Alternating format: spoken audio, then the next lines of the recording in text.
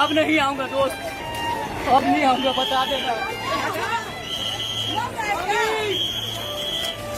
4 अक्षर के इस वाक्य में जो दर्द है, जो पीड़ा है, उसे दिल्ली के लुटियंस जोन में बैठे नेता नहीं समझ सकते, उस दर्द को महसूस नहीं कर सकते। देश में भले ही महिला आरक्षण को लेकर क्या कांग्रेस क्या बीजेपी, सभी एक दूसरे के खिलाफ आग उगल रहे हैं। प्रेस कॉन्फ्रेंस पर प्रेस कॉन्फ्रेंस आ रहा है, लेकिन जरा इस मजदूर की आवाज को सुनिए, उस आवाज के कंपन को महसूस कीजिए जब वो ये कहता है कि अब नहीं आऊंगा दोस्त, अब नहीं आऊंगा। हजारों की भीड़, सर पर बैग, हाथ में बोरे लिए हुए भागे जा रही है। दरअसल ये मजदूर है, मजदूर वही मजदूर जो किसी शहर को बनाते हैं, किसी देश को बनाते हैं। लेकिन मजदूरों की बात कौन कर सकता है?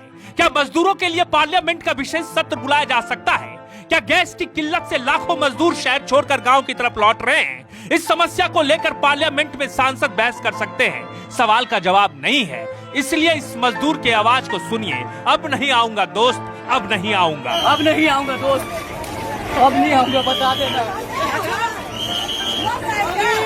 जब ये मजदूर अपने घर से निकला होगा तो इसके आंखों में ना जाने कितने सपने होंगे। घर पे जो लोग इनके इंतजार कर रहे हैं वो भी ये सोचकर तसल्ली से रह रहे होंगे कि सूरत गया है मेरा बेटा, सूरत में मजदूरी करके घर का पालन पोषण कर रहा है। लेकिन जब ये मजदूर अपनी घर की तरफ लौट रहा है और ये कह रहा है कि अब नहीं आऊंगा दोस्त, अब नहीं आऊंगा, तो इस वाक्य के लिए कौन दोषी है, जरा उसके बारे में भी सोचिए। सूरत छोड़कर गांव लौट रहे मजदूर, रेलवे स्टेशन पर भीड़ ही भीड़ दिखाई दे रही है।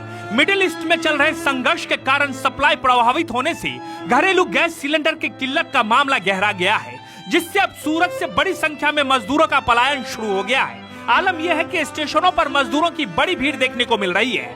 साथ ही बड़ी संख्या में लोग स्टेशन के बाहर भी खुले मैदान में परिवार के साथ बैठकर ट्रेन का इंतजार कर रहे हैं। शनिवार रात और रविवार सुबह उधना रेलवे स्टेशन पर हजारों श्रमिकों की भीड़ देखने को मिली। रेलवे स्टेशन के वेटिंग एरिया से लेकर खुले मैदान तक लोग अपने परिवारों के साथ बैठे नजर आए।